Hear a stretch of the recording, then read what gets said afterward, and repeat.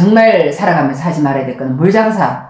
물 가까이 사는 것도 안 되고 물에 관련된 장사는 절대 하면 안 됩니다. 물과 같은 사업이나 물장사 안 맞고, 근데 이런 또 특징은 거부, 재벌은 아주 큰 재벌은 거부는 못 돼도 부자는 될 수 있는 사주예요. 안녕하세요.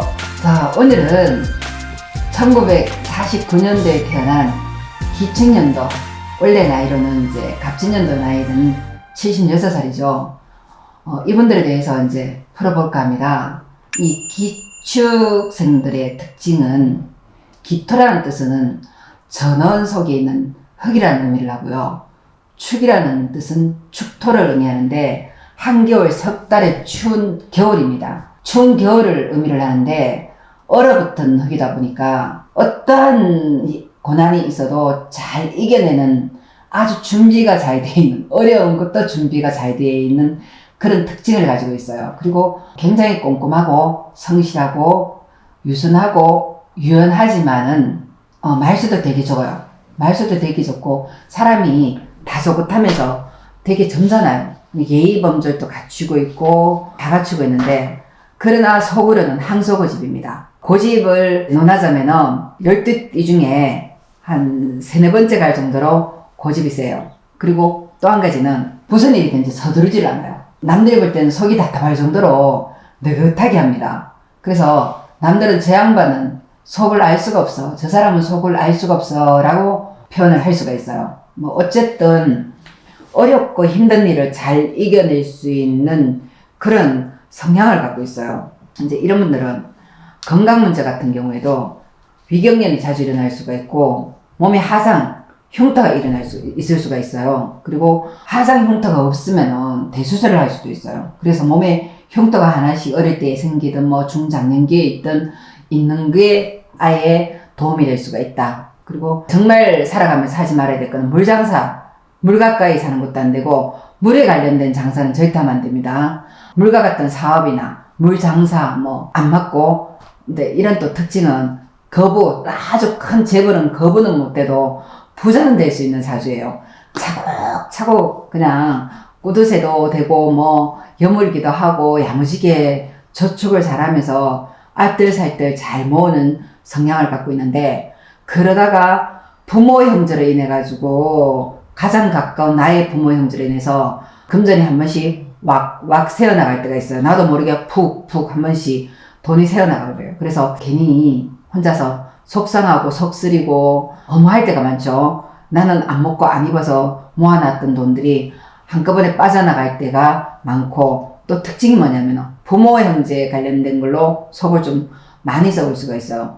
형제가 돈을 달라, 아프다, 내가 갖다 준다, 지네들이 와서 달라, 부모님들이 또 편찮으시다, 부모님이 또 이 자식한테 돈을 좀 줘라, 이런 식으로 이제 조금 자꾸 치고들을 수가 있는 그런 사주를 가지고 있습니다. 그래서 주변 정리를 잘 하기보다는 나의 주어진 사주에 태어날 때부터 가지고 있는 기운이다 보니까 어쩔 수 없이 이제 또 맞닥뜨려야 될 수밖에 없다. 그래서 내가 노력했는 만큼의 무진장 인내를 하고 참고 노력을 해서 열심히 살아왔는데 얻어지는 것은 적다라고 표현할 수가 있습니다.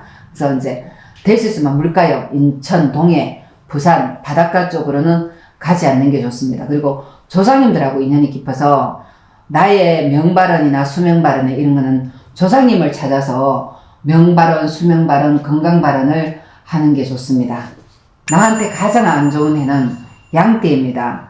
그리고 개띠에도 안 좋습니다. 그래서 이럴 때는 수술이나 총사건, 부모 걱정이 끊이지 않을 수가 있으니까 양띠해가 온다, 개띠해가 온다 하기 전부터 조금 조심해서 먼저 나쁜 것을 막을 준비를 하는 것도 하나의 방법이고요. 그리고 이제 재수 있는 해도 나 이 해는 잘 되겠다 이런 해들은 말띠나 닭띠입니다. 이제 뱀띠에도 재수가 있을 수가 있다. 그래서 말, 닭 이럴 때는 재수가 있으니까 또 그 전에부터 내가 이제 그런 운이 들어온다라면은 좀 먼저 준비를 하셔가지고 많은 재수를 받고 많은 행복을 좀 누렸으면 좋겠고요. 그리고 원래 갑진년도 이해운 운에는 운이 썩기 좋은 해운은 아닙니다. 이럴 때는 다른 것 다 할 것 없이 자식들 뭐 돈 달라 그러면 주면은 두 번 다시 돌아오지 않고요. 아예 주던지, 아예 줘버리면 괜찮아. 내 마음 편해. 근데, 뭐 아버지, 뭐 어머니, 네, 좀 갚을게요. 뭐 좀 주세요. 이러면은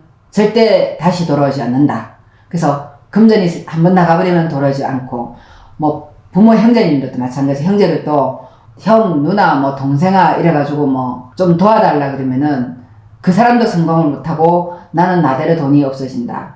그래서 돈 관리를 조금 동근거를 잠궈가지고 누구도 열심히 못하게끔 딱 닫아놓는 게 좋고, 그 다음에 건강적으로 보면 원래는 수술수나 질병수가 많이 확대될 수가 있어요. 그래서 조금 가까운 곳이든 뭐 나한테든 연원일시 삐만 가지고만 정확하게 얘기를 하면 안 되니까 연원일시를 타진을 하고 진찰을 받아가지고 정말 수술수가 있고 뭐 이제 질병이 확대가 될 수 있다 이런 운이 들어온 것 같으면은 먼저 양력으로 2월 4일 입춘되기 전에 비방을 하시는 게 좋지 않을까 싶습니다. 그래서 이런 분들은 80세 가까이 살아오시면서 많은 고생들을 하셨을 거예요. 남들 모르게 베개머리에서 울고, 남자분들은 술 한잔 들이키면서 술잔 속에서 눈물 흘려야 되고, 왜냐하면 나는 희생만 하고 살다가 죽는가 뭐 저 세상으로 가는가 이런 생각도 들 수 있을 정도로